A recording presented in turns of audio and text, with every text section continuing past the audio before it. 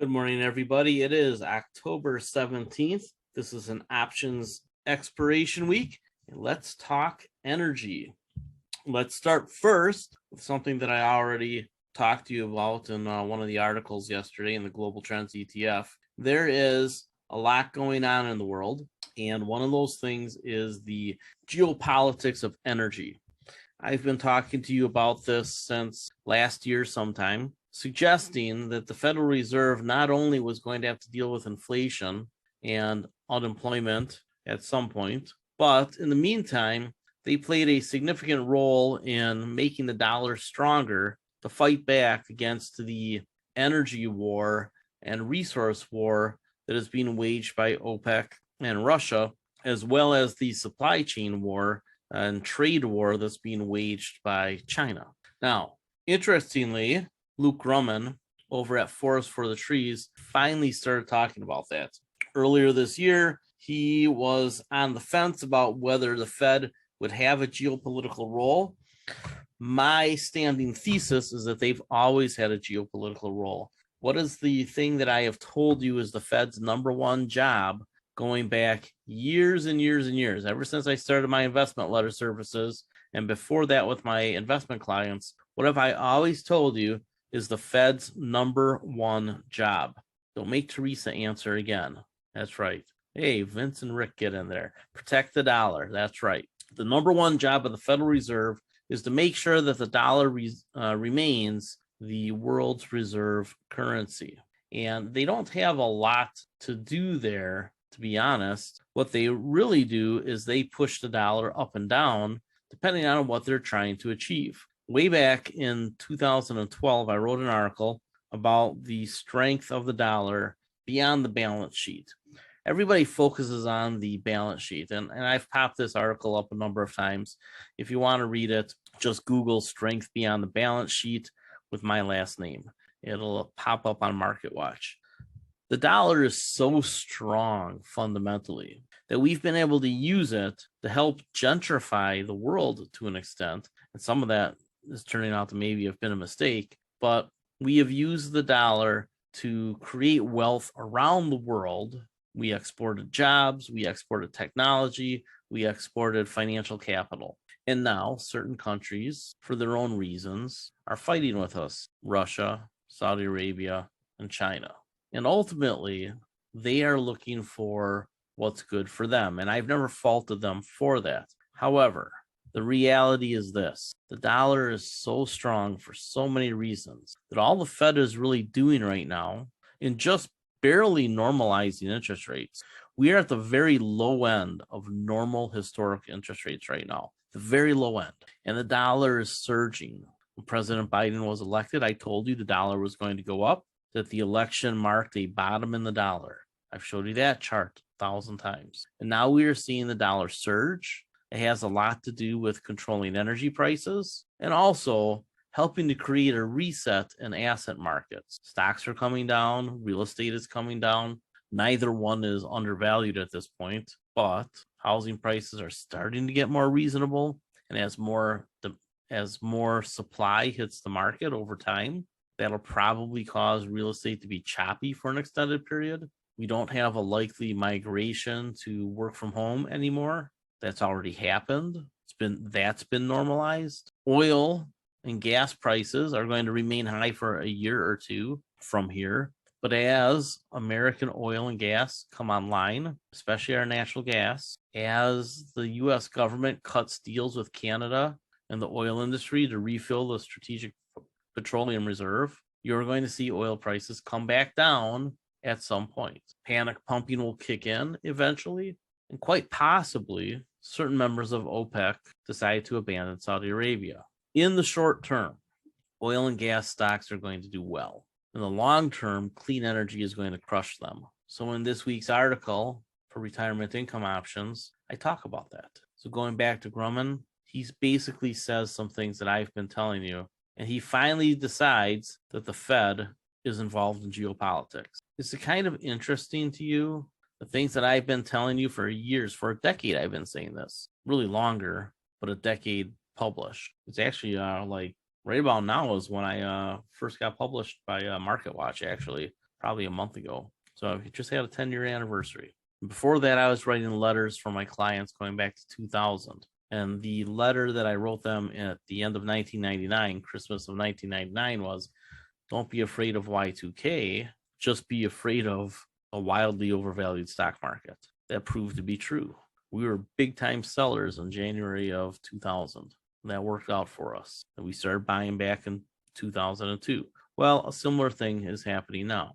2021, I told you to be a net seller, hold your cash for a while. What I said was that sometime after Labor Day, we would get our buying opportunities into the end of the year. Because I don't believe that the Fed can remain too terribly hawkish too much longer, because financial stresses around the world are getting huge. You know, the United Kingdom's pension system's in trouble. We are basically on the thin ice right now, and the Fed is going to have to decide whether or not it wants to go through the ice or slowly back away soon. And eventually, we're going to have to deal with these energy prices and hope that the stagflation isn't too bad. And the way that we fix stagflation is through more energy production and more investment in supply chains. And that means working more with our allies and cutting deals with countries that could go either way. And I think it's pretty universal that nobody really likes dealing with Russia and China, not even Saudi Arabia. Saudi Arabia, to me, is an opportunist, and Prince MBS likes sticking it to us because it makes him look good at home. So in certain countries, sticking it to the United States makes you look good at home. May not do anything for your people, actually. It's probably bad for them in the long term to not be an ally of the United States and Europe and Japan and Korea and India. But in the short run, politicians do what's good for them and what they perceive to be good for their countries. And that's fair. Our politicians do it here too. But the question we should ask is, how fast can we fix the energy situation? And the answer is in the next year or two. And how far is the dollar going to rally? It is setting up for a spike peak right now, not Pike's Peak, Spike's Peak. And that will yield some very good buying opportunities. You're starting to see hints of it in the market as it rallies. These rallies, though, have tended to be short covering rallies. They have not been met with major buying by institutions and big money and smart money. It's retail traders and some hedge funds in a low volume market able to push things around. It's getting harder for them to do it because money is more expensive. So one of the arguments that Grumman makes here is that the United States needs large amount of capital flowing back to sustain its daily life and its economy. That any country that blocks that capital flow is an enemy of the United States. I don't think that's entirely true. I have been arguing against this idea for decades. The United States exports wealth because we can, because it's good foreign policy. I've talked to you about how bribery goes a long way. You can bribe a politician, you can bribe business people, but you can really bribe entire populations. The Greeks figured this out thousands of years ago. Once you realize you can vote yourself money, there you go.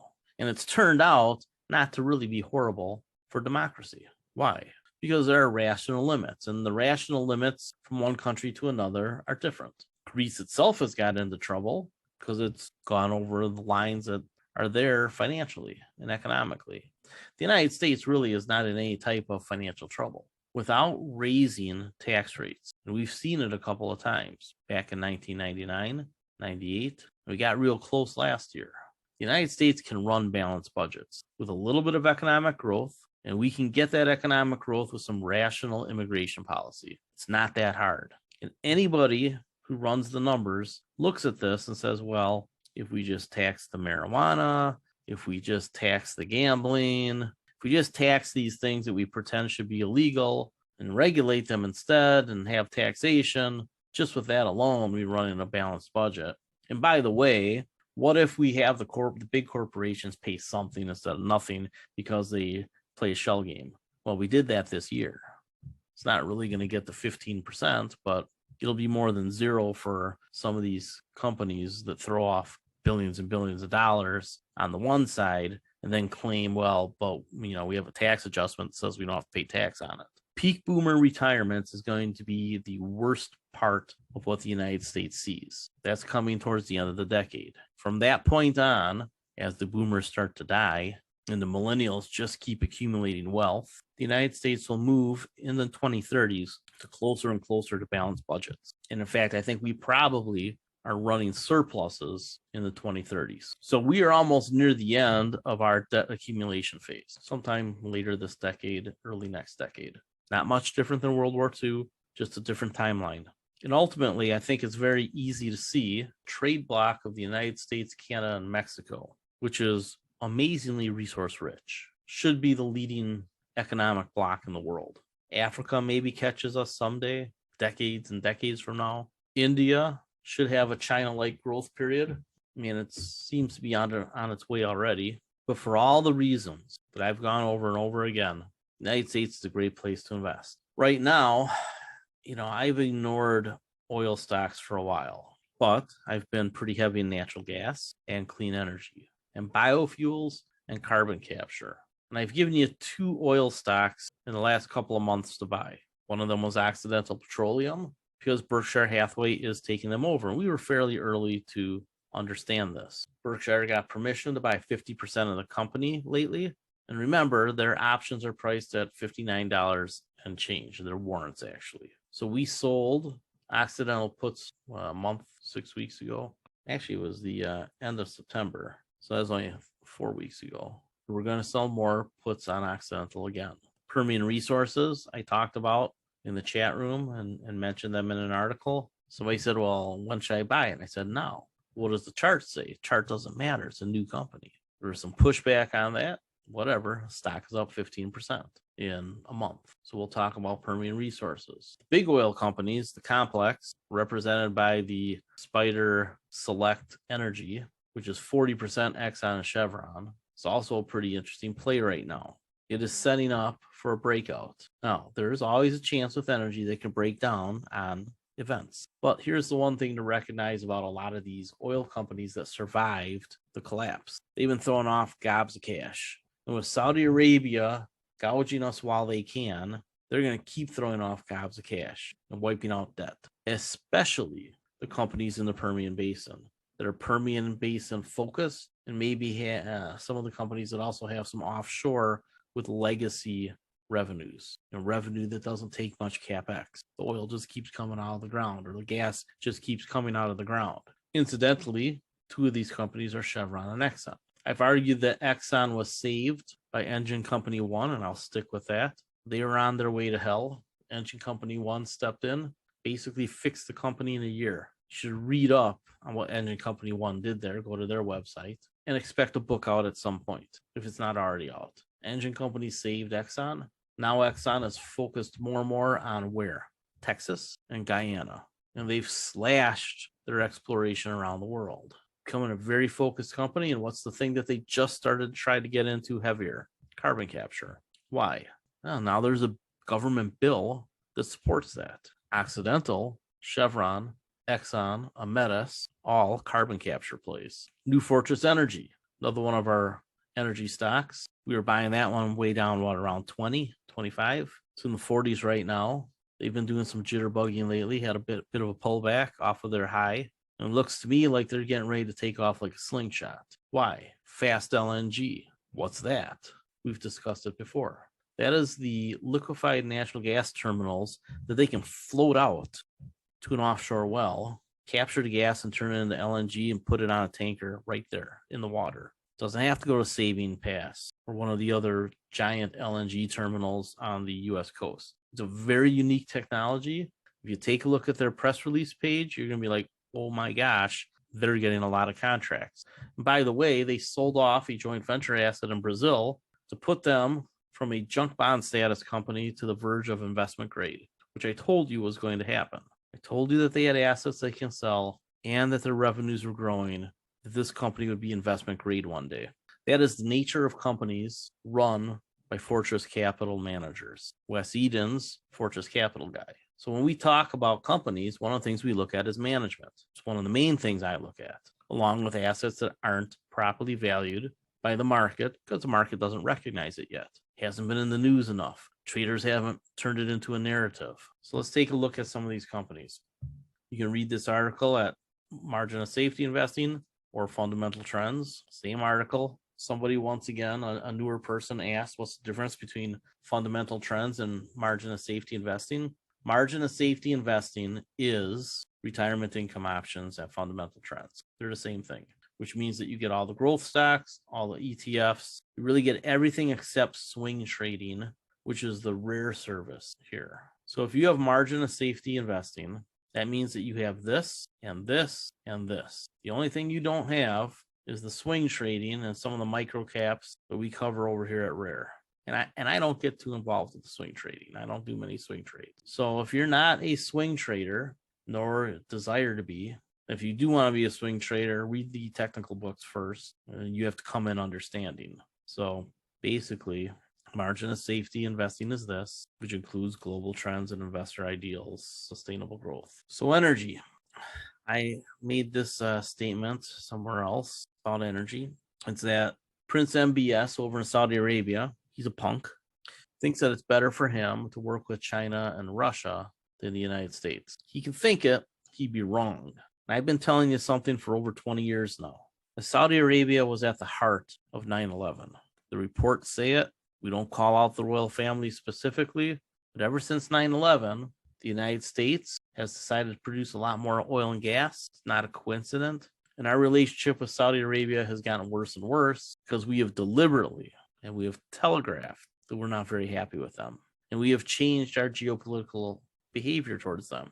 We keep trying to reach out to Iran. We got rid of the wall that was between Iran and Saudi Arabia, which was Saddam Hussein and Iraq. And there's an end game playing out. And that end game involves energy. As oil and gas isn't so much needed anymore, as demand growth disappears, and OPEC updated their oil demand forecast, told you that would happen too, that they would eventually lower the oil demand forecast, and they did last week, 2 weeks ago. So what happens when OPEC can't make as much money on oil and gas? Well, they think about that too. They're trying to get into the best position possible for what comes after. Most of the foreign currency reserves in the world are held by China and OPEC. That is their advantage. Our advantage is that, frankly, we can print money. And that's good for most of the world, all the debtor nations. But it's not great for them when we let the dollar go up because we have to fight off China and OPEC and Russia at this point. So they're suffering. Our allies are suffering. The emerging markets are suffering. How does this resolve itself? Eventually, everybody has to do what's good for them. The United States can fall back on its position as global hegemon, reserve currency, have all the resources we could possibly need, an educated workforce, country that millions of people would love to come to. There are advantages the United States has that a slightly stretched balance sheet could ever defeat. What would it take for the United States to fix its budget over the next decade until we start writing surpluses? I've told this story again and again. What will the Fed do? They'll just buy U.S. treasuries, fund the government. Will that come at the price of inflation? It doesn't have to. If the Fed is the one buying the treasuries and tax incentives are written for how that money ultimately gets spent, right? Because a lot of that money turns into cash, gets into the banking system. We tweak the rules to say, hey, if you loan that money out for the purchase of securities, you get no tax break. But if you loan it out to build something, or maybe if there's an infrastructure bank that actually becomes the one that holds the money as an intermediary and then doles it out, what happens? We've talked about an infrastructure bank for decades. The Fed buys treasuries. The money ends up in the infrastructure bank. The infrastructure bank says, hey, this is what we want to see done with this money, rather than just handing it directly to the banks. Here you go. The infrastructure bank will partner with JP Morgan and Citigroup and whoever else and say, hey, you're funding a desalination plant, you're funding alternative energy, you're funding railroad, you're funding this, that, the other thing that the infrastructure needs. We'll take half the risk. After the financial crisis, Federal Reserve took 90% of the risk of assets transferred to the banks. All these tools are out there. Not hard to do. Every time there's a crisis, we fix things. I don't know that it needs to be a crisis, but seems to be the politicians like fixing crises, even if they kind of created them. 30, 40, $50 trillion of debt for a while, no big deal. The United States can start running trillion-dollar surpluses pretty easily. That's how big our economy is. And global inflation doesn't necessarily have to bother the United States. In fact, we can use that financially to our advantage, which is what's going to happen soon. Dollar might spike, then it'll start drifting down. And all those assets that you bought with that expensive cash turns into expensive assets. Why do you think the super wealthy have been accumulating cash for 2 years? Take a look at all the charts. Money markets have gone up. Short-term fixed income assets went up initially. Municipal bonds, which are really what the wealthy buy, been getting bought, even in the face of rising interest rates. They just do it incrementally. I don't know exactly when the stock market here is going to bottom out, but it's getting closer. And the Armageddon zombie apocalypse is still not my base case. Probably would never be my base case unless I saw what I saw back in 2006 and 7, when I could tell that the leverage was all screwed up, that the counterparties couldn't handle their end of the deal. Well, the counterparties now are the big American banks, in particular JP Morgan. JP Morgan just said, Jamie Dimon just said, they're sitting on over $1 trillion of cash. $1 trillion of cash just sitting there at JP Morgan. And the rules for leverage in the derivatives market are good enough. And they're not great, but they're good enough. There's not going to be any spiral down. Think about what Americans just did. Americans just bought houses and refinanced houses at 3%, give or take. Why do any of those folks need to get out of those loans? Not going to be any forced selling of homes. They got interest rates at next to nothing. Doesn't matter if the new rate is 7%. The normalization that we didn't think was coming for another decade or so seems to have started. And it'll have ups and downs. There'll be pullbacks. Interest rates will get cut again. Dollar will fall down to the bottom of its range. But over the next couple of decades, this great divergence that I keep talking about is going to happen, and it's already started. Oil and gas stocks are on their last hurrah, but it might be a heck of a hurrah. Clean energy is still early in the game, just hitting its inflection point. Desalinization has got to come. All sorts of redevelopment of real estate is happening. Still slow. I'm in that game. I don't understand why things don't happen faster, but it really has to do with capital flows. And honestly, the very wealthy don't take a lot of risk. The deals I've been seeing get done in private equity with family office money are very conservative deals. They just are vultures. And to the extent that you can be a vulture, that you can handle that approach, you should do it.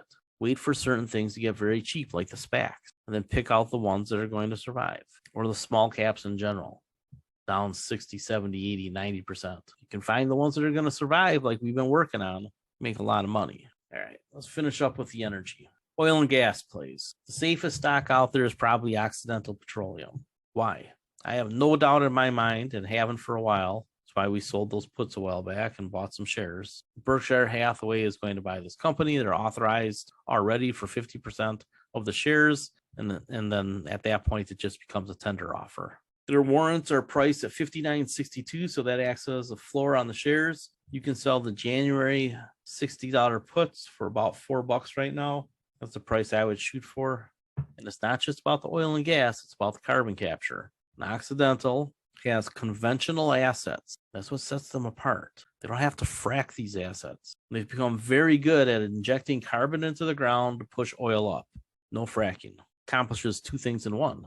You're putting carbon in the ground, which we need to do, and there's a tax break for that now, and it pushes oil and gas up. Quite the trick. Put some carbon in the ground to get some carbon out. Not quite net neutral for them, but it's better than only pulling carbon out of the ground. Berkshire Hathaway sees that. I've been talking about that a long time. Stock with the most upside right now, I think it's Permian Resources. Extremely cheap asset base in the Permian Basin, exclusively a Permian Basin company, like Pioneer Resources, but smaller. Merger synergies from the tie-up of Colgate and Centennial, which is where Permian Resources comes from. Remember a few years ago, I said somebody should start a company and call it Permian Resources? Well, here you go. It happened.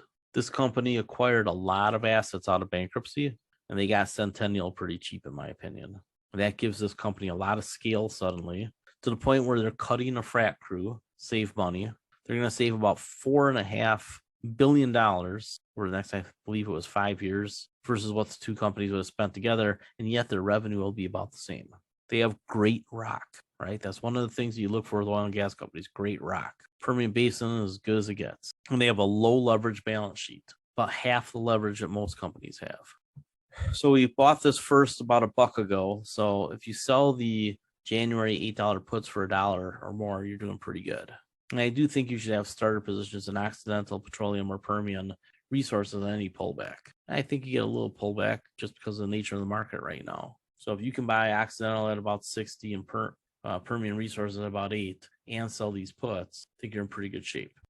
New Fortress Energy seems to be setting up for a huge breakout, in my opinion.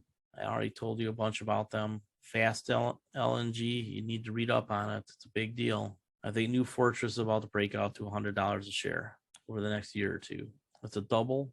We already have a pretty good position in this. It's a full position. So I'm selling puts that if they were put to me, I'd have a double position. When the market realizes that this is about to get an investment grade rating, it's going to be a big deal. The ETF breakout candidate is XLE.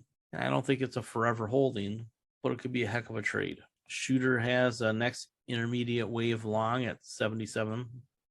So by selling these $80 puts for 6 or more, you're even below that.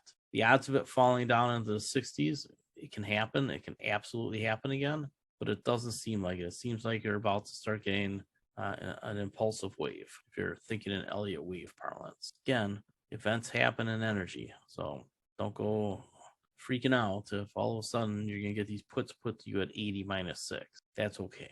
Decarbonization stocks, Ametis, take a look at their contracts. They're piling up billions of dollars worth of contracts. And once they're built out, if you notice, they paid off a bunch of their debt. Once they're built out, they're going to become debt-free quickly and just throw off gobs and gobs of cash because they're pretty much focused on 2 places and 2 places only, India and California.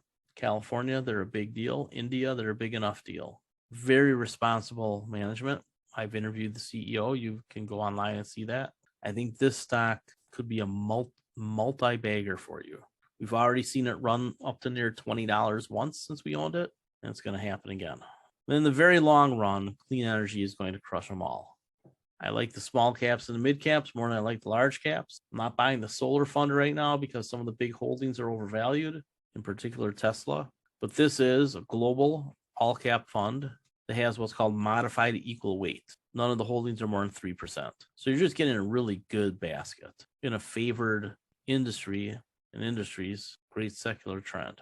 One of the things you'll see when you take a look at the holdings, there's some companies here that you look at, you go, this isn't all updated all the way on Seeking Alpha, but if you go to their website, you see lithium miners in here too. Well, here's one right there, right? So instead of Enphase being 10% of the fund, it's 1.86. Enphase is one of the ones I think is overvalued. But if Enphase comes down, I can just buy more of it on the side. Wolfspeed, take a look and see what they do. Some of these companies are pretty interesting. Go to the website over at Invesco and take a look at their holdings, their top 30 or 40 holdings. It's a very nice fund. All right, what type of questions do we have? How many of you are actually selling cash secured puts when you get a chance? Okay. If you haven't sold cash secured puts, you need to read up on this because it is the easiest tool. It's the easiest advanced tool you're ever going to get in investing. You're basically getting paid to set limit orders. You can set limit orders without getting paid, or you can set limit orders and get paid. Which one sounds better to you? Learn how to do this if you haven't. Most of our cover calls, by the way, are going to be expired soon, and I don't see writing another batch of them for a while. Somebody asks, what's my current thoughts on Azure? I think that it is an interesting situation that resolves itself. It wasn't as big a deal as people made it out to be, and has largely corrected itself. You can buy Azure super cheap right now. And as solar installations and solar penetration expands in India, which is supported by the government, right? Part of our 4-step process, does the government favor it? I think Azure goes back to 10 pretty easy and breaks out at some point in the next year or two. I'm just holding my shares and holding my nose. You could definitely sell $5 puts on Azure right now. It's under 5, so you can get it pretty cheap. Premiums are pretty high, but the market is pretty thin. So you might just want to buy the shares on Azure at this price. Somebody asked me, when do I buy calls? When the market stops going down, right? You don't ever buy calls until the market stops going down. We'll figure it out when it happens. You get a week to a month to buy calls usually. You can wait to see the action start to jitterbug after a capitulation, just to make sure there isn't another leg down, right?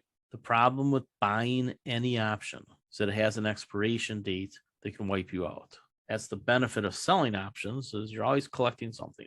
Take a look at the tactical style of investing that I probably should have explained better a long time ago, but I rewrote some articles. They're over in the Getting Started section. They're also, recent. I updated the investment philosophy checklist. I condensed it. This is still old. I'll update it someday, but it's generally right.